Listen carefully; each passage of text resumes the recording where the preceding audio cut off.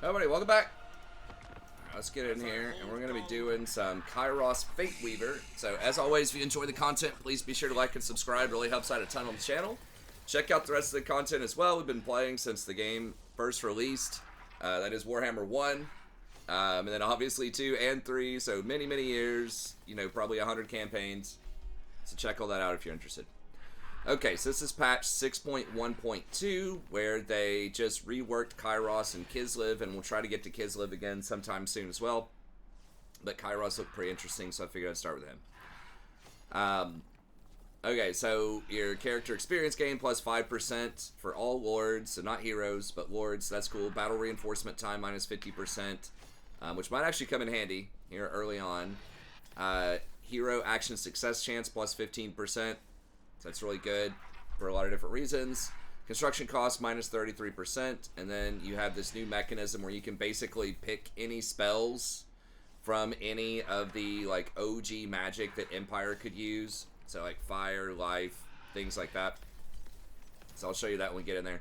Minus 10% cooldown to all spells, which is handy. Barrier delay minus 20%. That's good. Enemy hero action success chance minus 50%, so no one's landing anything on you probably. And it's going to be very rare for people to ambush you as well. Okay, so as always, very hard legendary. And we'll just leave all the other stuff the same. Let's go for it. No mods, and we're going to try no cheese on this as well. And I know there's just a flood of content creators for Total War these days. So I appreciate, you know, the remaining people that like to come out and hang out with me. I appreciate everybody, but I appreciate you coming out and enjoying my content as well. I think I bring a somewhat unique flair to it where I play it on Legendary, but I also I try my best not to do any sort of cheese or exploitations and explain everything that I'm doing. And there are some other content creators out there that do that as well, but we have scoured the I think that's kind of what my vibe is. It's a little different from some. The president belongs to Tzeentch. Okay. So, just a quick overview if you haven't played Tzeentch. And I've practiced a few turns, and it does actually get pretty hard. Probably at the start of episode 2, we'll see how fast we can go here. But once you try to take a second province, for me, it was really hard. So I don't know if they've made the AI a lot smarter. I think they tried to, but man, like this Kislev opener and the Tzeentch opener, you know, within the first 5 turns is pretty challenging if you're not using any cheese, and if you don't just sit around and wait on tier 3 tech to happen. If you're like, you know, really trying to just keep pushing and keep being aggressive, which is how I like to play, it can be kind of hard. But first, let's talk about some of the things that have changed and some that haven't. The Unholy Manifestations, this first one is the same, just about. You get a few more grimoires post-battle loot, so that's cool. But instead of having to stand still, I think it would basically make you stand still for 2 turns while you channeled this in the past. They just give you minus 7 power reserve for your Winds of Magic, so you're going to ultimately get minus 14, which does matter. It does add up. But that means you don't have to summon a second Lord right away to channel it. So, that's good. These other things are pretty uninspiring, I think, compared to some of the other demonic lords. You give an enemy army attrition. Who cares? Barrier hit points plus 25%, extra ammo and extra range. That's obviously pretty good. But for tier 3, I don't know. It's okay. And then this one you do have to channel, and at the end you just get 15 Winds of Magic power reserve per turn, and control and corruption. So I guess that's okay if you're really trying to like just crank it. But I mean, you can just do channeling stance, and I think it gives you 10 or 15. So that seems really weak for like a final thing. Like the other factions, you summon extra armies, or there's just all kinds of crazy stuff that can go on. So I don't know, a little underwhelming, but it's okay. So we're gonna start off just casting this on him.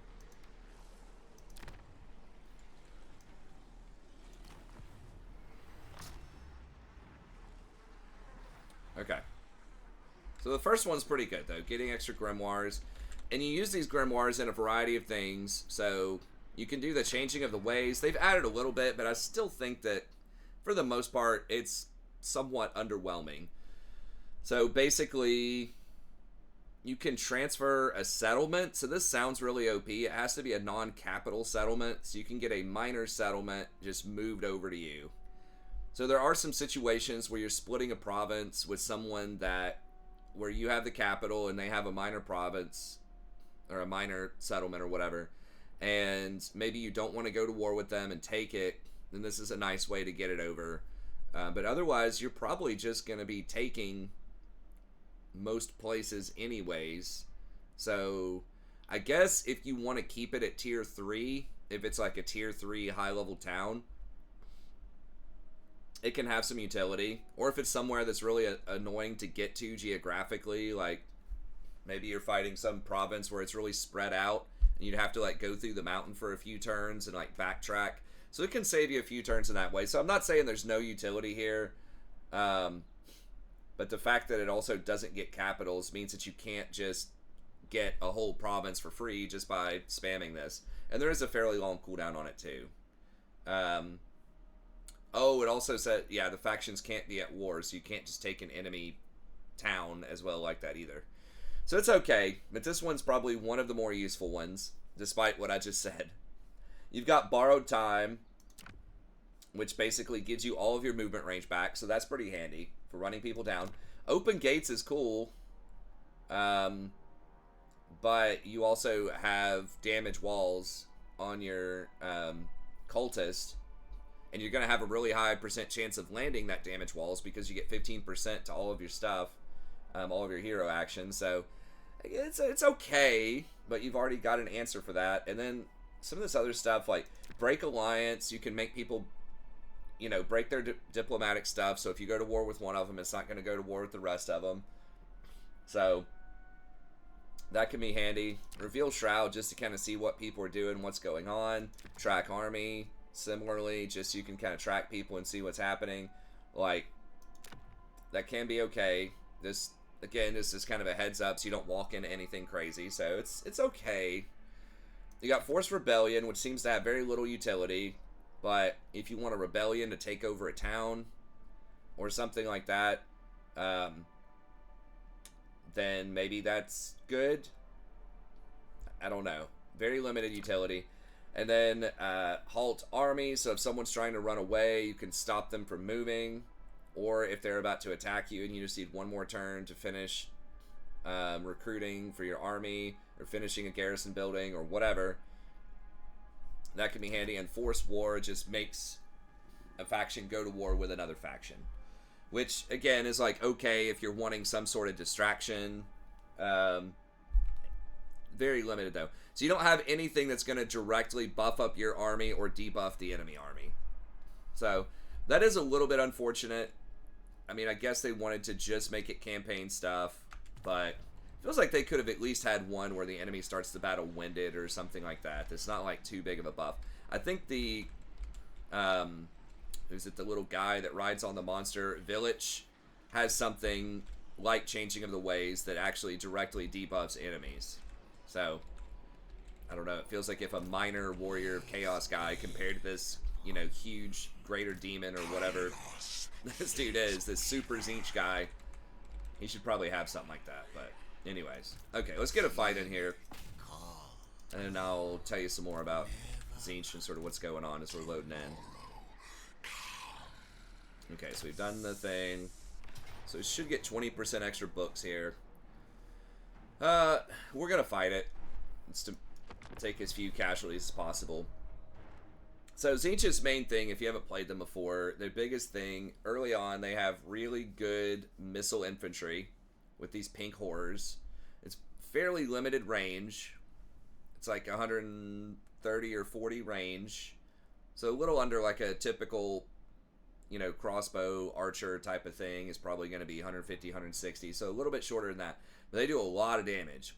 Like a lot of damage. They do 25 early on, which is on par with like some elite level archers these days. And their shots are magical damage and flaming damage. So anything that increases fire damage which there's going to be a lot of spells that do that Tzeentch can have. Everything from Burning Head to... There's like a Warp Fire. Oh, I could have changed the spells up for this to show you guys that, because this blue flame thing is not that great, but it's not going to matter. We'll just spam pink fires. It'll be fine. So yeah, you get extra damage there, and then obviously it's going to cut through any kind of physical resist. So pretty dang good. They're not that great at actually fighting.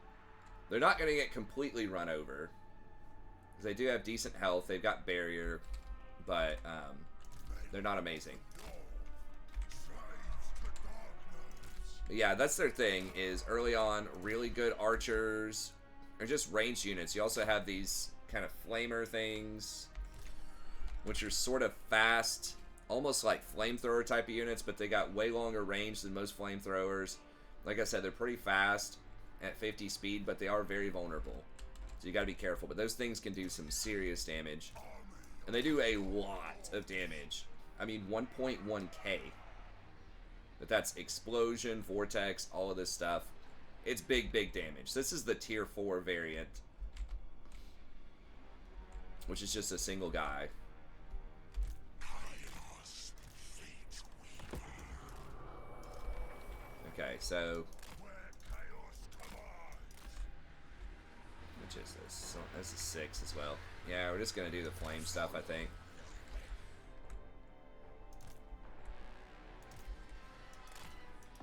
We'll just fire on these because they tend to go out a little bit ahead of time.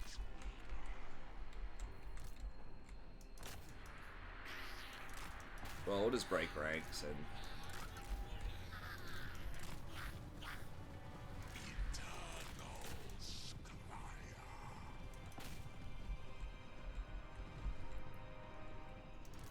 We'll just let the boys light them up here. We go in fury. You're gonna hit Kairos some, but that's alright. He's got resistances, he's got barrier. Chaos rocks.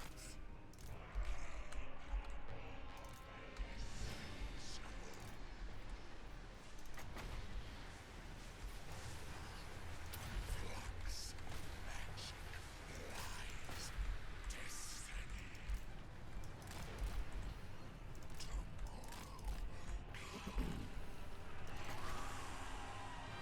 So let's go ahead and fire in there.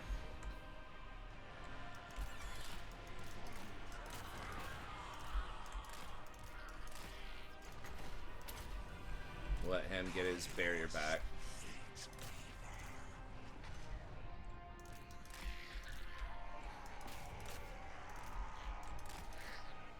I forgot. I mean, we don't even need this dude, really.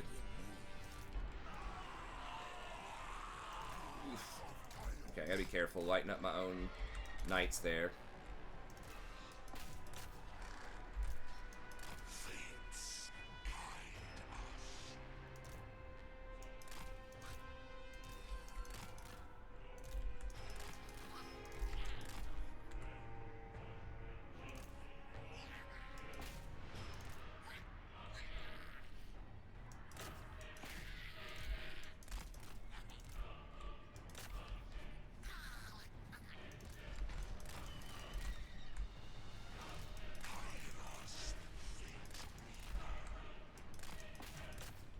Look at that damage, though. Even on a Lord, like, it's quite a bit.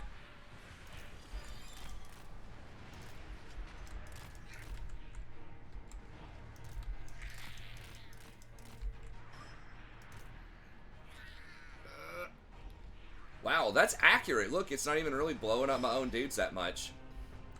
That's pretty impressive. Okay.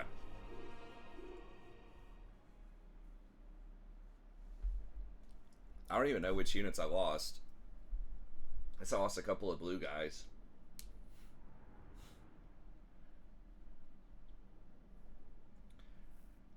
But yeah, so it's all about, I think early on, you do have to do quite a bit of micro with your ranged units if you're really trying to maximize Tzeentch, because your melee units are kind of disappointing early on.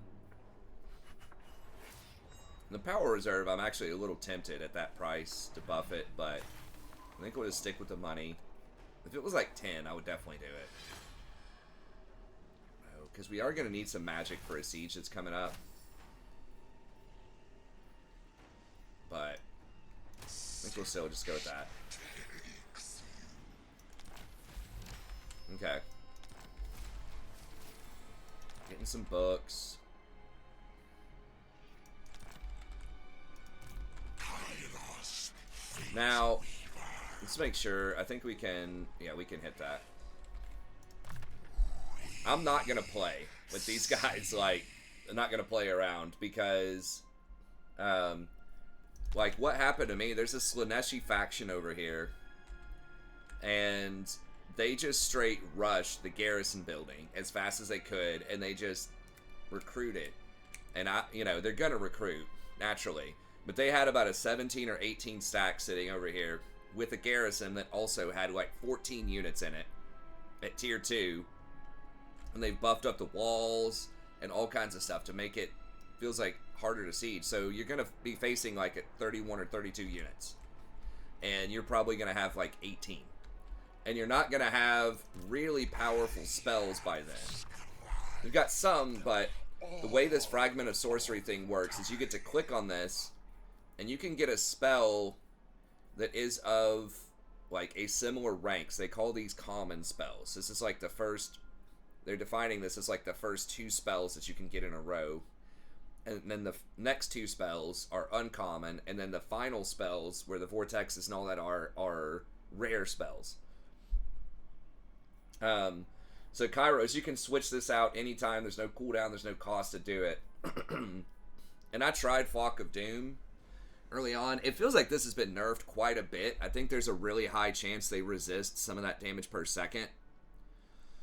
But I was a little underwhelmed. This historically has been the best, like, OG anti-infantry spell in the game for its cost. Especially because you can overcast it. It has huge range at like 300 range when you overcast it, and it doubles the time. So on paper, it looks like it should deal something like 100 damage per second, 600 damage, and if you have, you know, 4 blobs of infantry clumped up, that's like 2,400 damage on a single spell, which is really good. If you overcast it, it'd be 4,800 damage. So it was a lot. But it feels like now there's just a much higher chance to resist. And we can't really see how armor affects this. Like with other spells, it'll tell you how much of it's armor piercing or not. But for those direct damage spells, it usually just doesn't tell you. There's just a chance they resist some of the damage. So I think Flock is a pretty high chance that it resists damage. So I might try out Searing Doom here, which is pretty high. Now it does just hit a kind of smaller-ish strike area. So that's definitely a thing. But it does pretty heavy explosive damage and range damage. I mean, it's going to kill any infantry that it lands on. So that's pretty good. And then the Warp Fires of Tzeentch. Now, this does 16 damage, but it's no piercing. And it does Warp Fire, which, like, takes away armor and stuff like that. But Wind Blast does 20 damage. It's also not piercing. And I don't know. I feel like Wind Blast has a bigger... It doesn't really tell you the geometry of it. I guess the radius is 12 on both. Cooldown 30 seconds. Cooldown 32 seconds. This says an expanding tier shape attack. I feel like this hits more people. So I might try out Wind Blast here. But yeah, you're going to be facing 32 things early on. So I think I'm going to have to go into the Accursed Horror just to give me the extra barrier. And this scales pretty well, because it's going to give you even more barrier on your Chaos Warriors. Looks like it doesn't affect Chosen.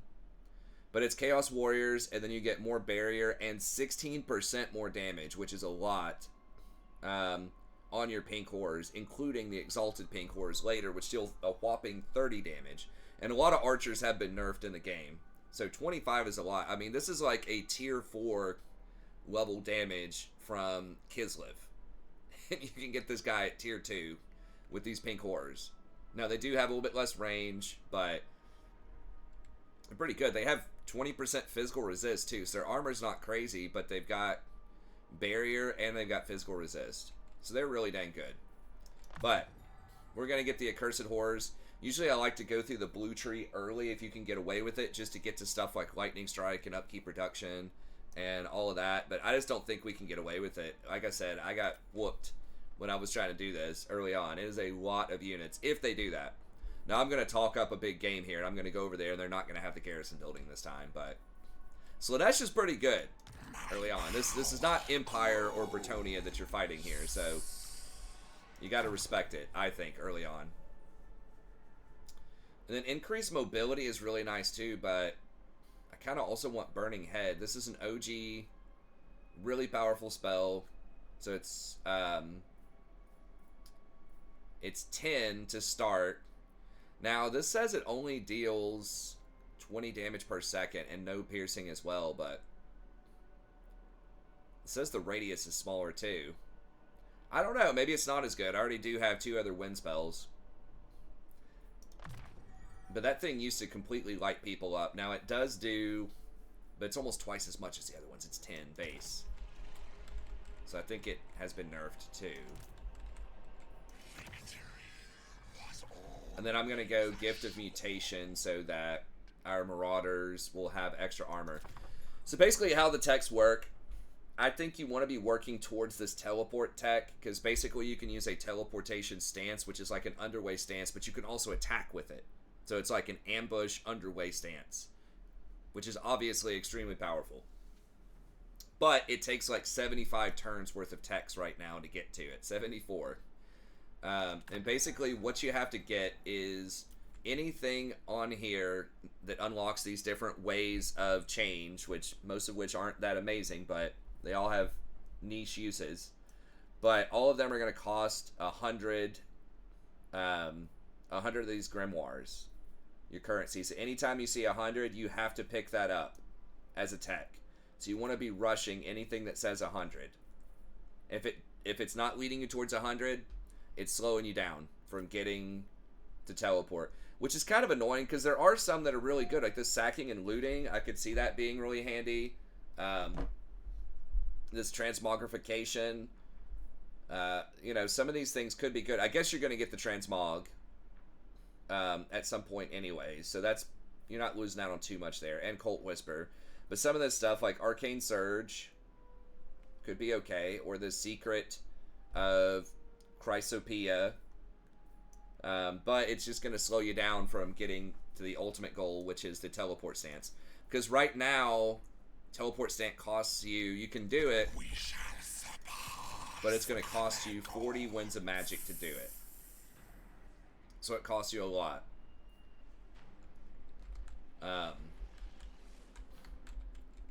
Okay, but let's go ahead and, so anyways, we're going to get this tech.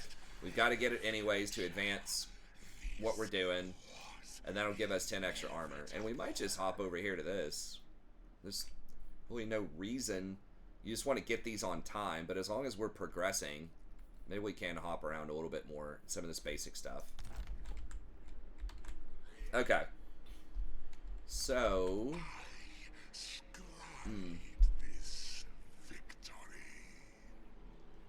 just thinking, I could have, if I hire another lord, I can have the lord take the town, and then I can channeling stance and power him up movement wise, probably. But the lord will get, I think because it'll be the primary attacker, it will get more of the experience. But you'll still get some with Kairos.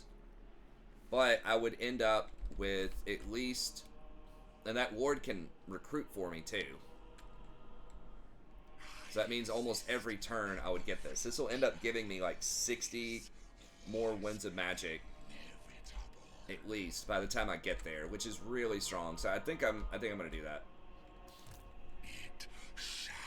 Okay, so let's go ahead and hit this up.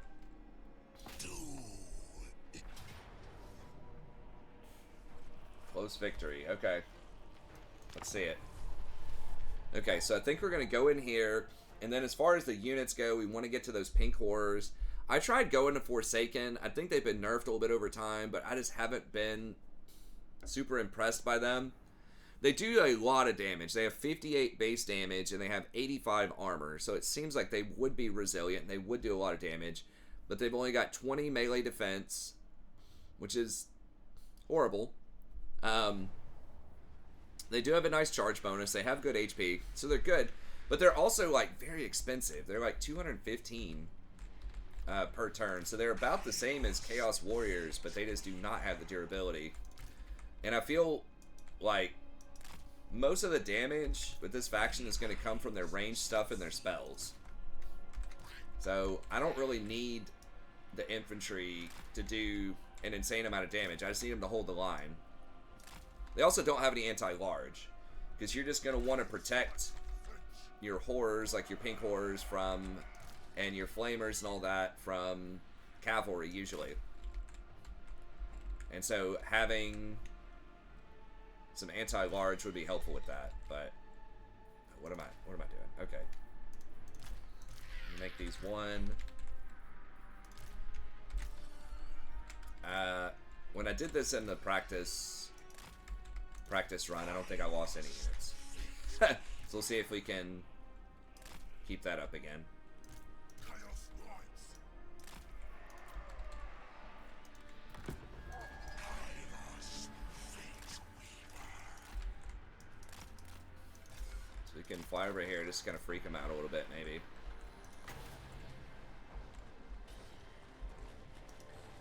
Fates guide us. The Raven God's will. Still not insane.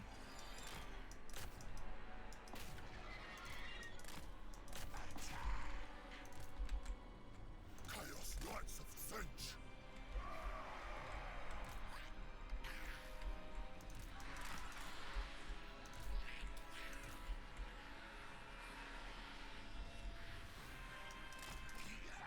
And they're ignoring a lot of that.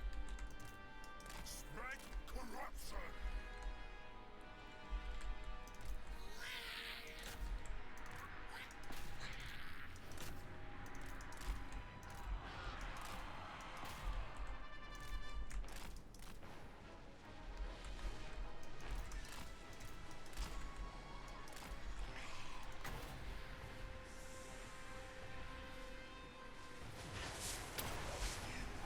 Am I gonna miss? Yeah, I totally missed. Well, I hit some of them.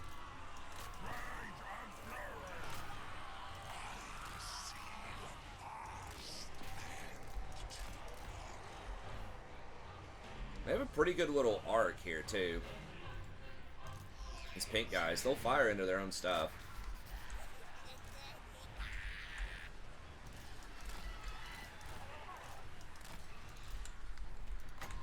Alright, let's see if this does more.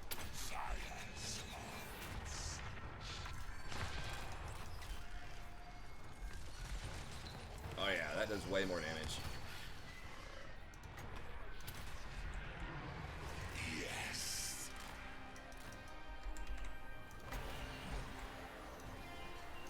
We hold power.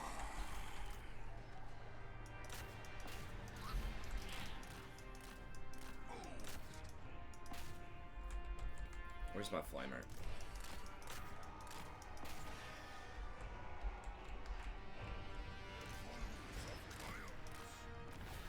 Alright, I probably lost a little bit there.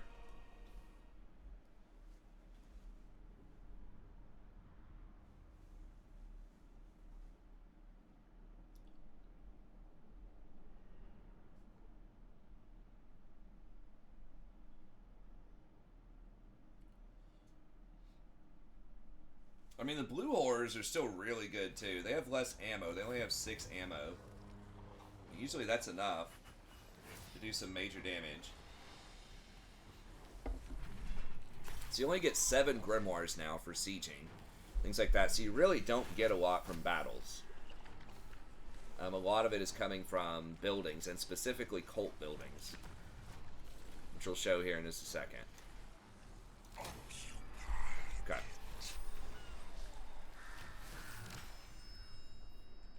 Terrifying Mask of E. These are different items than what I got last time. I guess it gives you a random, like, common item. Yeah, because I didn't get this long shot cap either. Kairos, Fate Weaver. Okay. Oracle of Tzeentch. Doing that, and then I guess we can put the Terrifying Mask of E on him, because Kairos already causes terror.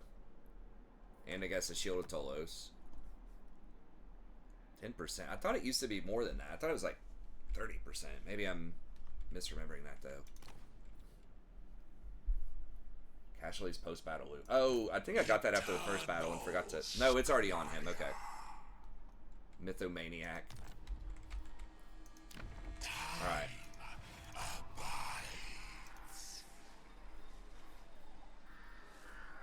Okay. So we just want to get these Marauders with spears. It's going to be our cheapest, best option. And then over here... It is a little bit awkward leveling this up because the max is a tier 3, so you could get this in a secondary town, but it's going to take you a lot more time to level up your secondary towns. This gives you an extra hero capacity anyway, so it's not horrible.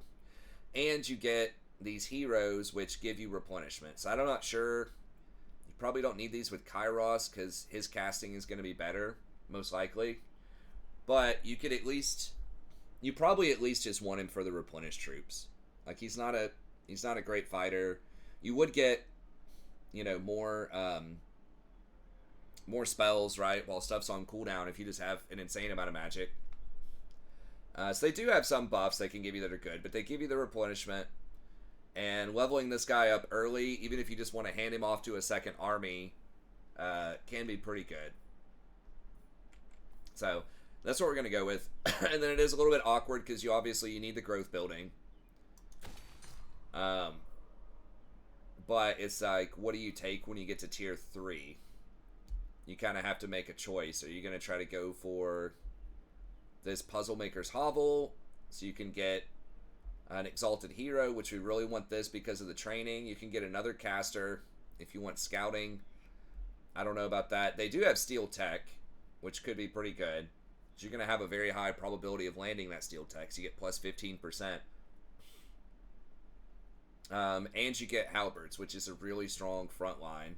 Or you can come over here, you get local recruitment capacity, which is good because there's nothing else that gives you a lot of recruitment. Your recruitment is bad. You're only going to be able to get 2 per turn.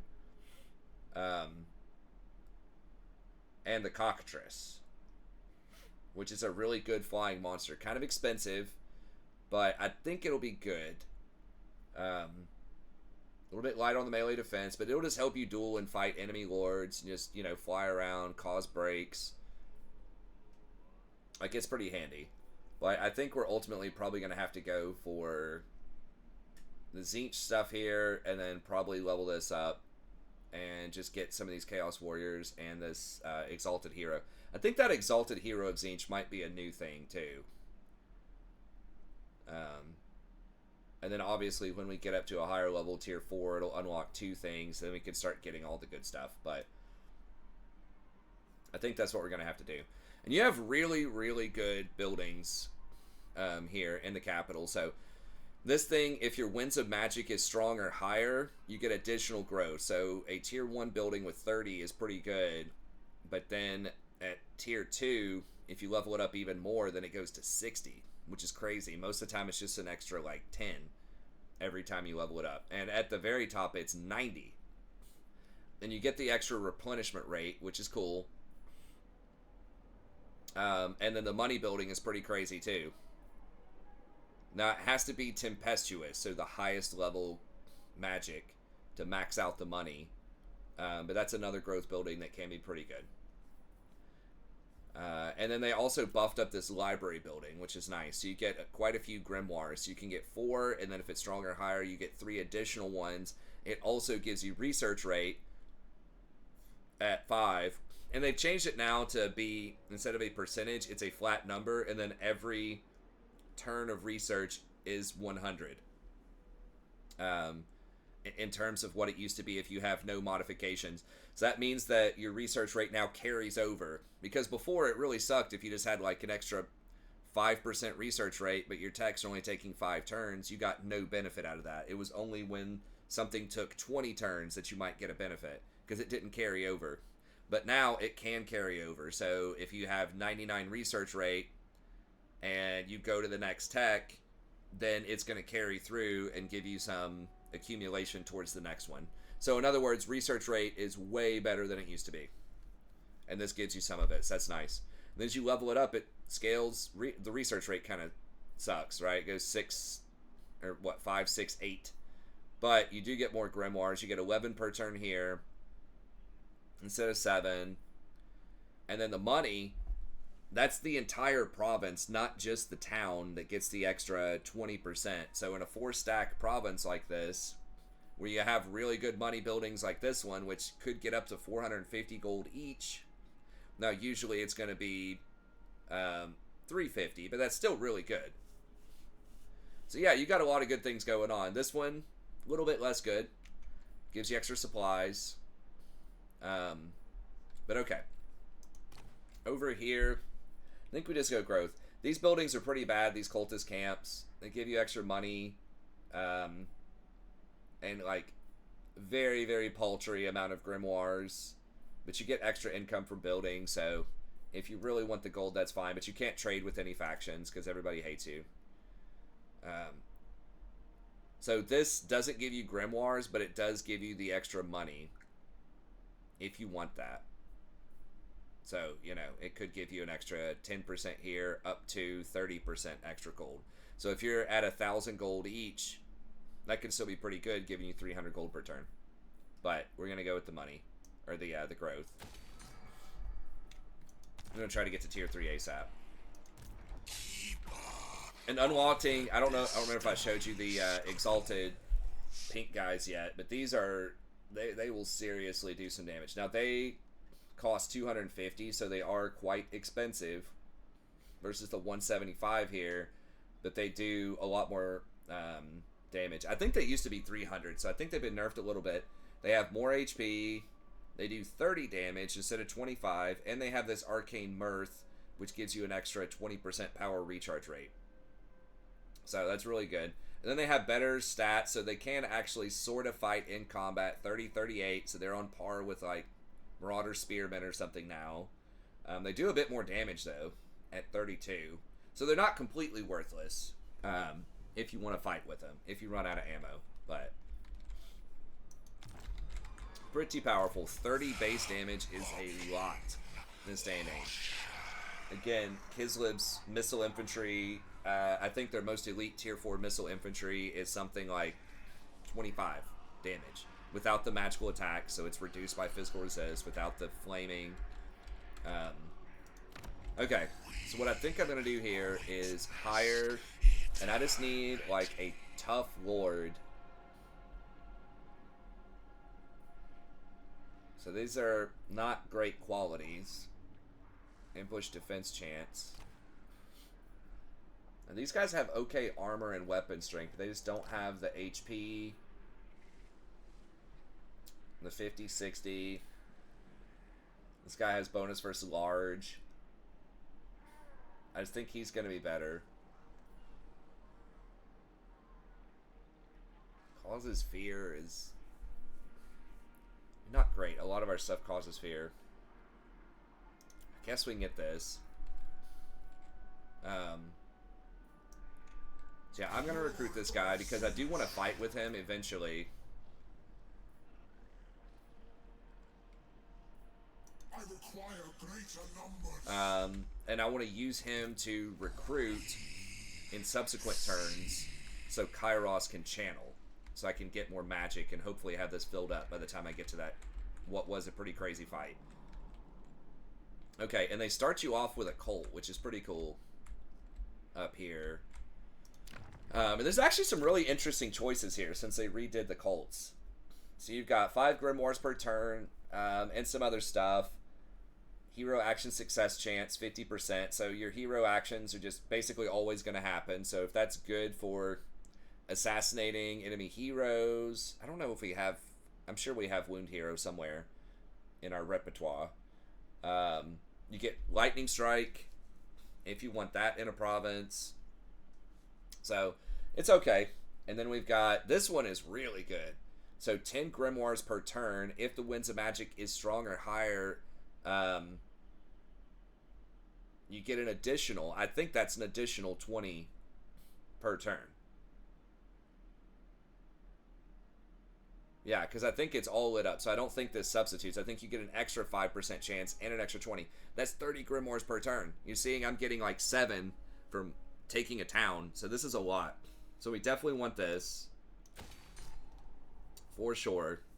Unless you're going to take the region immediately. It's a lot of grimoires. Now the grimoires, how useful are those going to be? I mean, we'll see. You can, like, changing of the ways does stuff. It just doesn't affect your army. But we need them for techs. You know, there's stuff we can do with them. Changing of the ways cost minus 80%. So this is going to get you discovered. It's plus 200 discoverability, which means they're going to destroy it. But if for some reason something is going to cost a ton of grimoires, let's say you want to take some tier 3 really beefed up settlement or something like that, and it's going to cost you 1,200 grimoires. I mean, this could save you 800 grimoires, something like that. So it could have some uses, but it's niche. This one just gives out corruption, just kind of whatever. If your own hero is there, it's plus 10. So again, that's pretty good. That your corruption gives, it's not going to show here probably, no. But it gives you like extra ammo, extra barrier replenishment rate, I think, on your armies. So if you want an extra, you know, whatever it is, 30% ammo on your pink horrors, it could be pretty good. So that's like, okay, but not amazing. Hero action success chance plus 30%. It's a little weird because this one has that too. I guess you could make it plus 80%, which would be plus 95% with Kairos' passive. And this gives corruption, but if your Tzeentch corruption is 50 or more, then you get additional corruption, and you get 5% character experience gain for everybody. So that's pretty good if you get a bunch of these going. That could be good later on when you got a bunch of heroes, bunch of lords. A little underwhelming to start. Now this is nice. If you're going to attack something and you just want to throw a cult down and just convert that over to grimoires, you can do that. So you can instantly gain 500 grimoires after 2 turns. It destroys the cult, but now you can cash it in, get a pretty sizable payout, and the Winds of Magic gets pushed to Tempestuous, which, you know, can be really good for getting more magic, all that kind of stuff. Then you've got this one is really interesting. So you can teleport your faction leader to this place. It costs 300 grimoires, but if I ever just want to warp up here and fight Bretonnia, we can do that. Now that's a possibility. If this Slanesh is just, even now that I'm ready, I'm trying to be ready for it and prep for it a little bit better.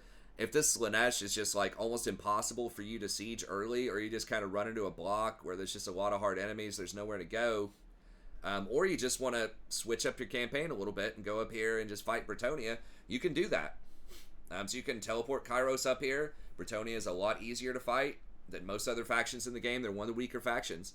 So if you want to warp up here and just start raising hell, you know, that's a pretty decent thing. Or if you get a secondary army that's clearing out stuff to the south and you just want to come up here, diversify a little bit. I think that's a really cool option, to be able to warp around. And then this Cult of the Magus, I don't know, we might play around with this later. It's if you want to hard commit to a cult. I'll have to see what that building is that does this, or like what the, like you get a Tzeentch Magus cultist, but it's very expensive. So it's 3,000 gold. It takes 10 turns. You can't have any other buildings because discoverability is 90. So yeah, I mean, that better really pay off. Like, I don't know. Let me just, well, I'll look it up and I'll tell you at the start of the next episode. We're not going to do it right away. early on. I'm just going to get this here for 500 gold. We can cancel it if we need to. But 5 grimoires per turn is pretty good. Okay. So that's what we're going to do here. And last time I had a cult that just sort of spawned. Oh, no, it's over here. So I have 2 cults. I guess didn't notice it last time.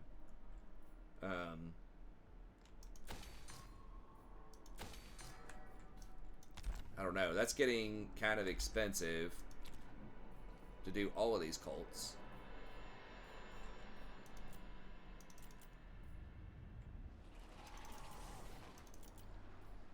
But why is it not telling me about these cults? Is that a glitch?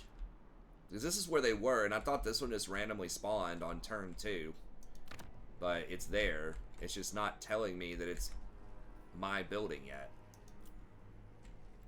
Huh. Okay. Well, anyways, we'll start these buildings. We might be a little strapped for cash. So we might have to cancel one of them just so we can recruit. But we'll see how our money's looking next turn. We can also sell one of these items. How much does this sell for? 100? That's probably not worth. How much does these shield? Those are also for 100. So just any common item is 100. I mean, I could get 300 from selling these items. They aren't doing a lot. I mean, the Shield of Tolos is okay, I guess.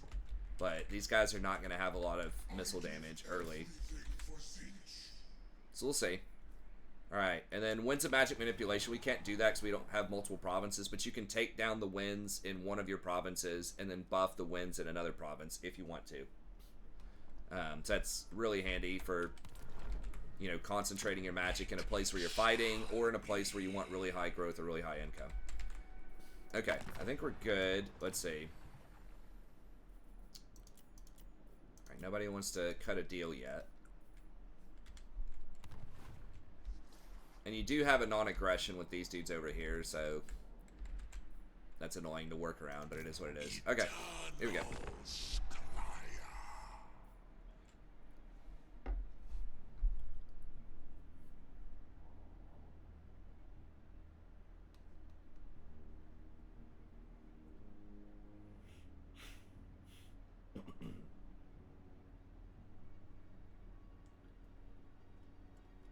You could also put a cult, if you want to make a cult, on that dude over to the left, but you're going to lose out on a lot of experience with your cultists, so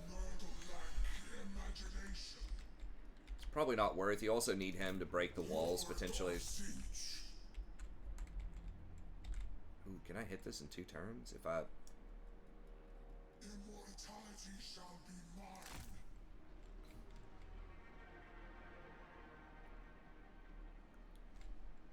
It's gonna be close.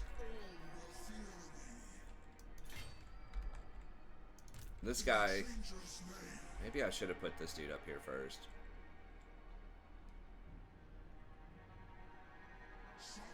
Saying he can get there in 2 turns. Fate decrees it cannot be. Ugh. So I didn't move him up. I should have moved this dude first. Hopefully that doesn't come and bite me.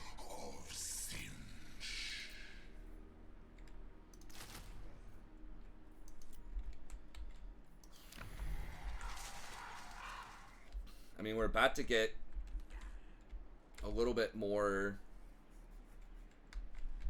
in the next couple of turns. I think I've got to get rid of the 500 gold buildings because it's only giving me 5 grimoires per turn, which is good, and I don't need those right now. I'll need them later, but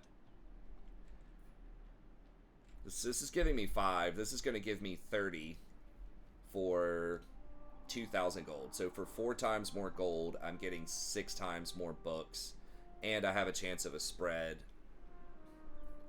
I think I'm just going to get rid of this for now. Just to save a little bit.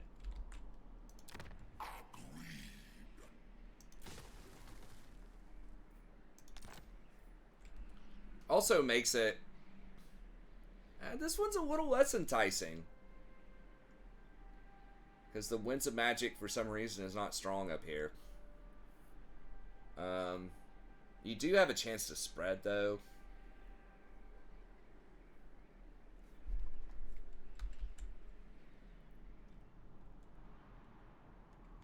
I'm gonna need to hire more units next turn. Maybe I take the 2,000 one off of that one, too, and just let it sit for a little bit. Because how much were these to recruit? These are 600 something. And these are 400 something. So I am going to get a little bit more gold off of this, but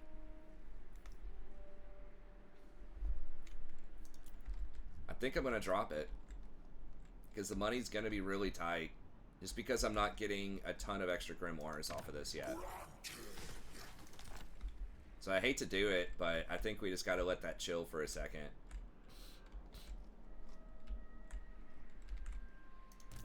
Just to make sure we have enough recruitment here. Because remember, I'm buying this dude effectively so that I can charge this magic. So I'm paying whatever it is, 300 extra gold per turn in order to have this guy's magic bar full by the time of the fight. I do want this too. It's 30 extra growth. It's a big deal. Yeah, I'm gonna do that. Okay. And then... Okay, this dude, I think he's gonna die next turn, probably, so we're just gonna milk him for some money.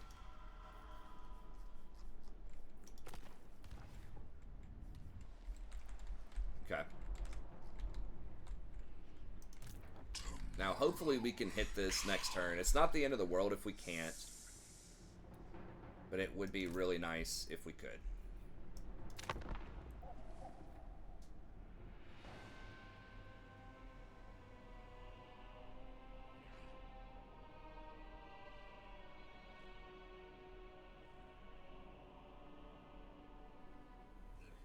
Yeah, I definitely should have moved this dude first. I would have been like 2 more steps.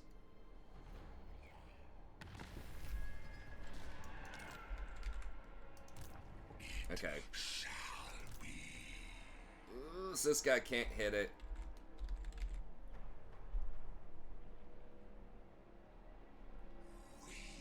So I'm potentially going to lose a turn of channeling with Kairos. Let the trickery begin. Let me see if I can... Now, what if I move the cultist over to this guy, though?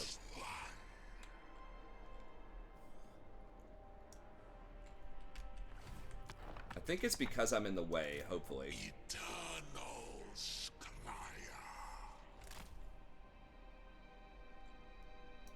An oblique approach.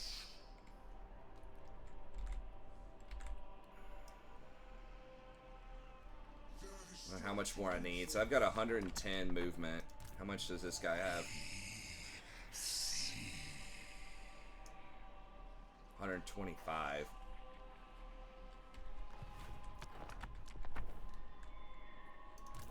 Danger is chosen. Now if I move, I don't know, if I put the cultist over here, The great game. I'm worried that it's like, I'm not sure if the movement speed comes in instantly. And if that's off your max or off of your present. I don't know. I don't want to mess with it. I guess we're just going to have to attack it with Kairos. I shall consult the fates.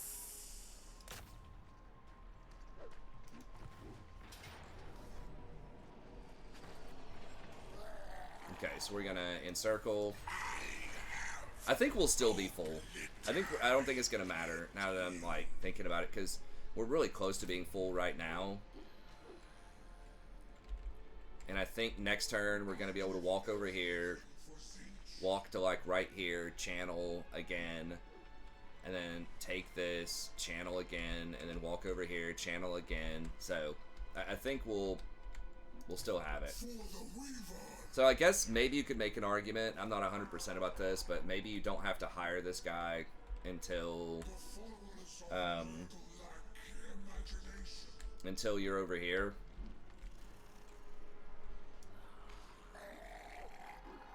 We move closer to destiny. Now, he is going to get some experience for this fight, so there's that. Patience. I'm not sure if how the experience works. I should probably look that up, if it just splits it, or if you get extra experience. Like a total amount extra by the reinforcing person. I don't know.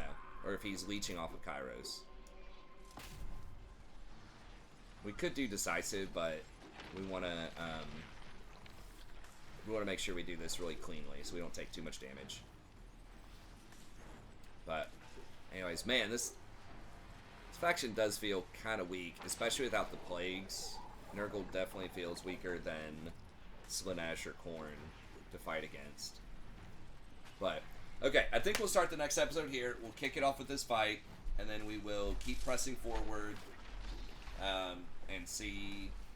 We're probably going to have to start hiring Marauders because we need a bit more of a front line. We will press forward, and hopefully we'll be able to fight that crazy Slaanesh fight next turn. We should be able, I think, to roll over these next two Nurgle towns. But anyways, that's it. Thank you very much. Have a good day, and we'll see you everybody next time.